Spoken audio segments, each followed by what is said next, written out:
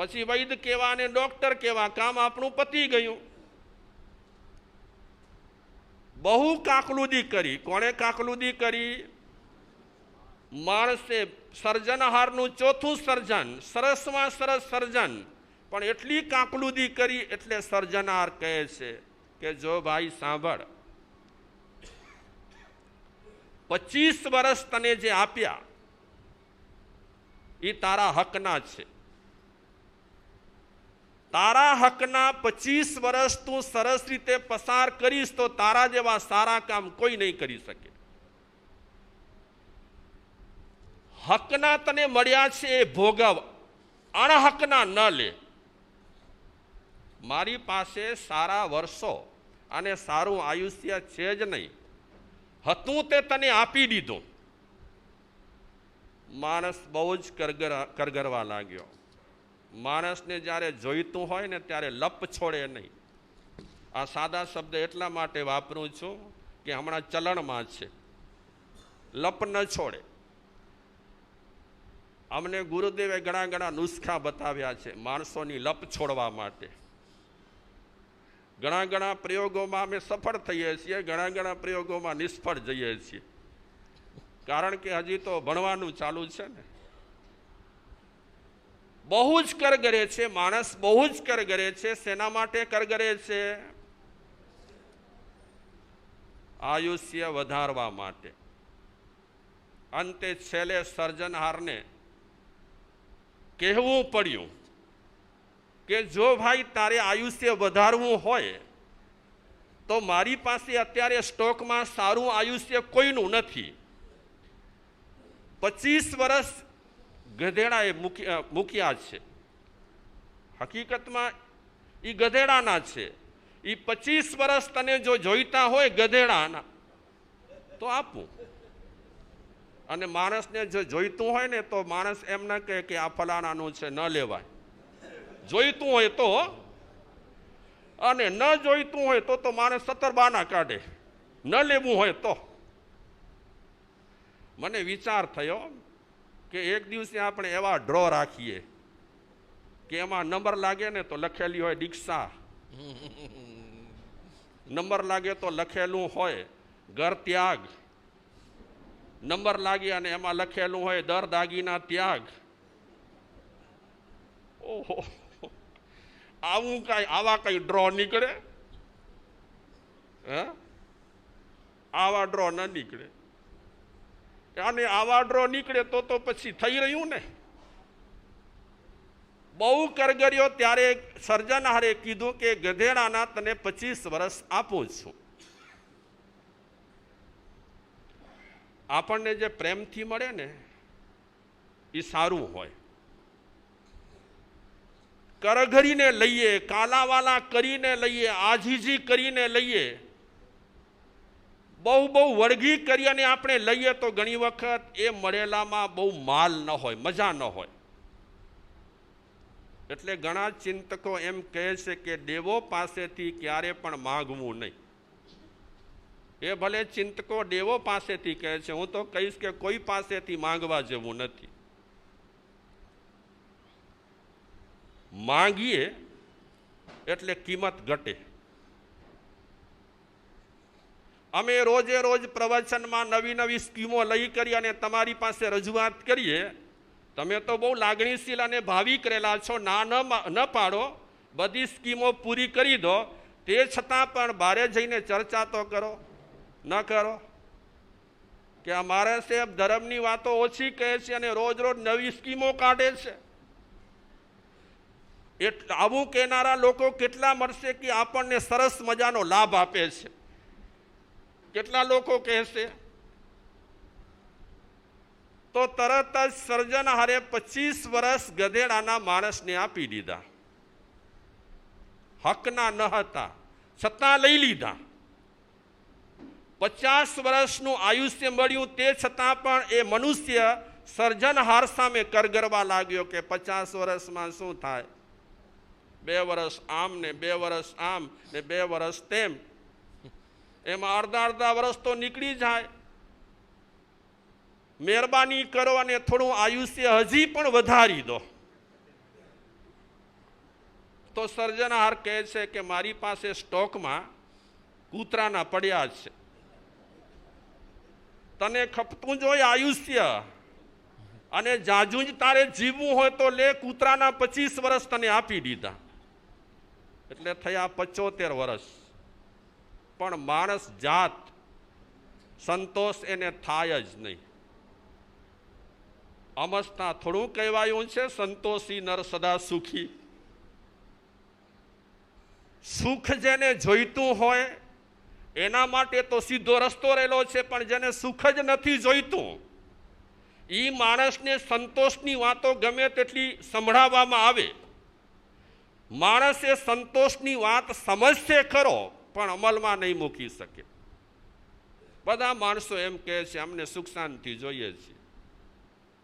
તમને શું ખપે છે મને ખબર નથી, પણ અત્યાર સુધીમાં અમારી પાસે આવ્યા છે એ લોકો એમ કહે છે સુખ શાંતિ જોઈએ છે. તમને શું ખપે છે રશ્મિભાઈ? લગભગ તો બધાની માંગણી એ જ રહેલી છે, બાકી કલકત્તા વાળાની કદાચ અલગ હોય. લગભગ લોકોની એક જ માંગણી રહેલી છે સુખ શાંતિની, અને મહાપુરુષોએ સુખ શાંતિના રસ્તા બતાવ્યા છે, પણ એ રસ્તે જવા માટે આપણે જરા માત્ર પણ તૈયાર નથી. રસ્તો આપણો છે અલગ અને જોઈએ છીએ આપણને સુખ શાંતિ, એ રસ્તે તો મળવાની નથી. માણસે ફરી માંગણી કરી સર્જનહારને. સર્જનહારને કહે છે કે એમ કરો ને, તમે 75 સુધી તો આયુષ્ય વધાર્યું, હવે પૂરા 100 જ કરી નાખો ને. હા, રાઉન્ડ ફિગર મળી જાય તો બહુ સારું. તો અંતે સર્જનહાર ન છૂટકે, આપણને કોઈ પ્રેમથી આપે ને વસ્તુ એ બહુ સરસ હોય,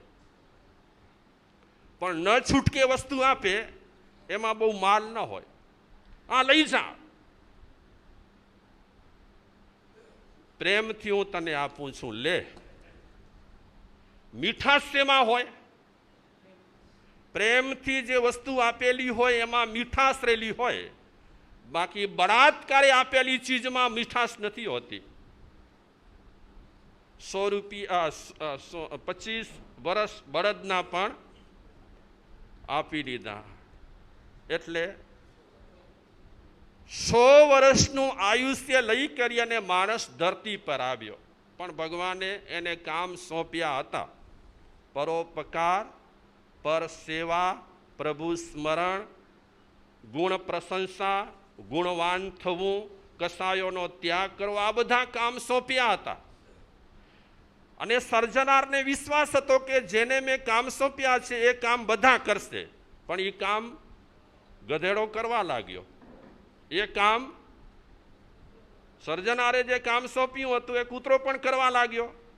સર્જનહારે બળદને જે કામ સોંપ્યું હતું એ બળદ પણ કામ કરવા લાગ્યો.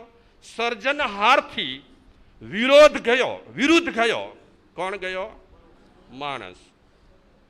જેમ જેમ સમજણો થતો જાય, જેમ જેમ મોટો થતો જાય, જેમ જેમ વય વધતી જાય, તેમ તેમ સર્જનહારના આદેશથી વિરુદ્ધ પ્રવૃત્તિ માણસ કરતો જાય. એટલે ગુજરાતી સ્થાનકારે બહુ સરસ વાત કરી છે કે આપણે ફસાયેલા હોઈએ ત્યારે ભગવાનને અરજ બહુ કરીએ, પ્રાર્થના બહુ કરીએ, ફસાયેલા હોઈએ તો. બાકી આબાદ હોઈએ તો કેવા ભગવાન, કેવા માતાજી અને કેવા નૈવેદ. હા, ફસાયેલા હોઈએ તો માણસને બધું કરવું પડે. તો એ ગુજરાતી સ્તવનકાર પણ કહે છે, એને દીધેલા કોલ તમે ભૂલી ગયા, એને દીધેલા કોલ તમે ભૂલી ગયા, એને દીધેલા કોલ તમે ભૂલી ગયા, એને દીધેલા કોલ તમે ભૂલી ગયા. જૂઠી માયાના મોહમાં ગેલા થયા, જૂઠી માયાના મોહમાં ગેલા થયા, જૂઠી માયાના મોહમાં ગેલા થયા, જૂઠી માયાના મોહમાં ગેલા થયા. ચેતો શું ભૂલ્યા છો ભાન, જીવન થોડું ચેતો ચેતો શું શોભાન ચેતો ચેતો શું ભૂલ્યા છો ભાન જીવન થોડું રહ્યું ચેતો ચેતો શું ભૂલ્યા છો ભાન જીવન થોડું રહ્યું તમે ભાવે ભજી લ્યો ભગવાન જીવન થોડું રહ્યું તમે ભાવે ભજી લ્યો ભગવાન જીવન થોડું રહ્યું કંઈક આત્માનું કરજો કલ્યાણ જીવન થોડું રહ્યું કંઈક આત્માનું કરજો કલ્યાણ જીવન થોડું રહ્યું એક સરસ મજાનો સુવાક્ય વાંચવા મળ્યો જન્મનો અંત કરનાર જન્મનો અંત કરનાર અને જન્મોને અનંત કરનાર મનુષ્ય જન્મ છે ન સમજાયું તમને જન્મનો અંત કરનાર એટલે હવે પછી આપણા જન્મો આવવાના હોય ને એને શું કરી નાખે પૂરા પૂરા ક્યારે થાય ક્યાં પહોંચીએ તો પૂરા થાય હાવડા બ્રિજ પર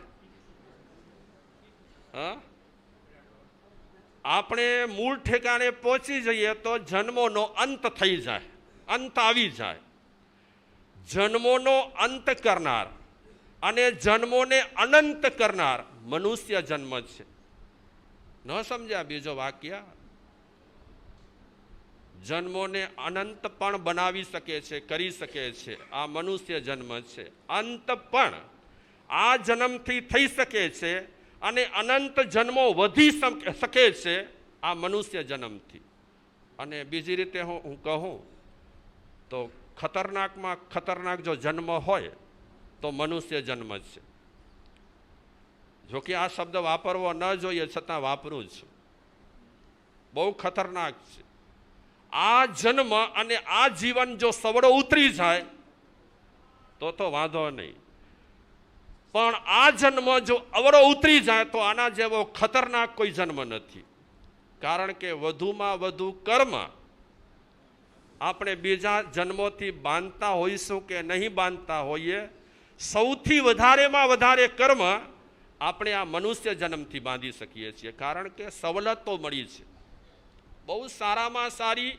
ભારેમાં ભારી સવલતો આ મનુષ્ય જન્મમાં મળી છે કેટલી સવલતો મળી છે બીજા કોઈ પણ જન્મમાં બીજી કોઈ પણ યોનિમાં એટલી સવલતો મળતી નથી જેટલી સવલતો આ મનુષ્ય જન્મમાં મળતી હોય છે ભલે બંગલો ન મળે તો કાંઈ નહીં ભલે ફ્લેટ ન મળે તો કાંઈ નહીં ભલે બહુ ઘરેણા કિલો 2 કિલા 4 કિલાના ન મળે તો કાંઈ નહીં તે છતાં પણ આ મનુષ્ય જન્મમાં જે આપણને અંગ અને ઉપાંગો મળ્યા છે એ બહુ સવલતવાળા છે એનાથી આપણે કર્મ વિશેષમાં વિશેષ બાંધી શકીએ છીએ અને એનાથી જ આપણે ઓછામાં ઓછા કર્મ કરી શકીએ છીએ એટલે અંત પણ થઈ શકે છે અને જન્મોને અનંત પણ બનાવી શકીએ છીએ તો આ રૂપક પ્રમાણે હું કહું તો ઘણી વખત એક જન્મમાં એક ભવમાં આપણે ઘણી વખત 4 ભવ કરી રહ્યા છીએ એક ભવમાં 4 ભવ સંસ્કૃતમાં એક સરસ શ્લોક રહેલો છે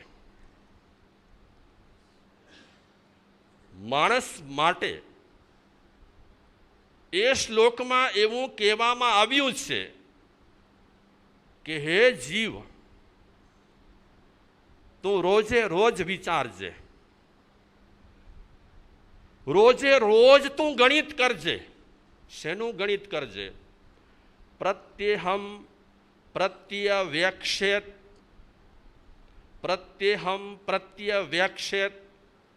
નરશ્ચારત્માત્મનઃ નરશ્ચારત્માત્મનઃ કિનુ મે પશુભિઃ તુલ્યમ કિનુ મે પશુભિઃ તુલ્યમ કિમ વા સત્પુરુષૈરિવ. રોજે રોજ હે માણસ તું વિચારજે, રોજે રોજ તું જોજે, રોજે રોજ તું નિરીક્ષણ કરજે અને રોજે રોજ તું તારા જીવનની સમીક્ષા કરજે. શેની સમીક્ષા કરજે? કિમનું પશુભિઃ તુલ્યમ. હું પશુ જેવું જીવન તો નથી જીવતો, હું પશુ જેવું જીવન જીવું છું, યા તો સત્પુરુષો જેવું હું જીવન જીવું છું. આવું રોજ તું તારા જીવન માટે નિરીક્ષણ કરજે. કારણ કે એક ભવમાં 4 ભવ થતા હોય, એમાં 75 વર્ષ જે મળ્યા છે એ હકના તો છે નહીં. કયા છે 75 વર્ષ? હવે પહેલા એમ કહે છે ઘણા ચિંતકો કે 25 વર્ષ પૂરા થાય ત્યાં સુધીમાં માણસ હજી માણસ તરીકે દેખાય. બહુ ખોટું, સાચું, ગડબડ, ઊંધું ચતું 25 વર્ષ દરમિયાન બહુ ઓછું થાય. તમે સાંભળજો, ક્યાંક સુધારા જેવું લાગે તો પછી કહેજો મને. 25 વર્ષ દરમિયાન હજી માણસની જિંદગી છે થોડી માણસ જેવી દેખાય. 25 વર્ષ જેવા પૂરા થાય, 25 વર્ષનો એન્ડ અને નવા 25 વર્ષ જોડાય એટલે શરૂ થઈ જાય કઈ 25? ગધા 25. તમારા જેવા મને ઘણા માણસો કહે, મારે સાહેબ હમણાં તો ગધા 25 શરૂ થઈ છે, આશીર્વાદ આપો. મેં કીધું શેના આશીર્વાદ? ગધા 25 શરૂ થઈ એના આશીર્વાદ આપું કે આ ગધા 25 મટી જાય એવા આશીર્વાદ આપું? ગધા 25 શરૂ થાય તો બિચારો ગધેડો શું કરે? બોલવાની છૂટ છે. શું કરે ગધેડો? માફ કરજો, તમને હું નથી કહેતો. આ તો ખાલી સમજવા પૂરતી આપણે વાત કરીએ છીએ કે ખરી 25 પૂરી થયા પછી આ ગધા 25 ચાલુ થાય. દોડા દોડ, દોડા દોડ. એક પગ સાથે બીજો પગ ભળે નહીં.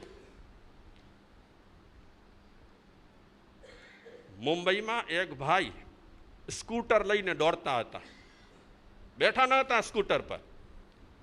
તો સુરેશભાઈ જેવા એ સલાહ આપીએ ભાઈને કે કાં સ્કૂટર છે ને તું પગે ચાલે છે, નથી એમાં પેટ્રોલ કે પેટ્રોલ તો પૂરો ભર્યો છે, હમણાં જ પેટ્રોલ પંપ પરથી નીકળ્યો છું, તો સ્કૂટર પર બેસતો કેમ નથી? તો એ સ્કૂટર વાળાએ બહુ સરસ વાત કરી કે બેસવાનો ટાઈમ જ ક્યાં છે. આને કહેવાય ગધા 25. બીજું શું? પરોપકારના કામ ઘણા કરે છે. રવિવારનો દિવસ હોય કે બીજા દિવસ હોય, કાંઈ ને કાંઈ પ્રવૃત્તિ તો ઘણી સંસ્થાઓ છે. અહીંયા એટલી સંસ્થાઓ રહેલી છે, હજારો સંસ્થાઓ રહેલી છે અને સૌ પોતાના સારા કામ કરી જ રહ્યા છે. તો એને પછી ગધા 25 ન કહેવાય. હા, પરોપકારના જો કામ થઈ શકતા હોય 25 વર્ષ પછી તો એ ગધા 25 પર ચોકડી લાગી જાય. પણ માણસ આ અવતારમાં જો સારા કામ ન કરતો હોય તો પછી 25 વર્ષ પછી આ ગધા 25 લાગુ પડે. દોડા દોડ. પછી ભૂખ લાગે ત્યારે શું કરવાનું? સમજી લેજો, તમે મનમાં હોશિયાર છો. સર્જનારે શું કીધું હતું ગધેડાને કે ભૂખ લાગે ત્યારે ક્યાં જજે? ઉકરડા ચૂંથજે. સમજી ગયા ન સમજ્યા હજી? કે મારે દાખલો આપવો પડશે કાંઈક. બિચારા માણસો, હું એમ નથી કહેતો ચાટબાટ ન ખાજો, ખાઓ, જન્મ મળ્યો છે તો શું કામ ન ખાવું? ખાઓ બાપા ખાઓ. આ તો ખાલી સમજવા પૂરતી આપણે ગધા 25ની વાત કરીએ છીએ કે ભૂખ લાગે ત્યારે માણસ આડો અવળો જઈ કરી અને જે તે ખાધે રાખે.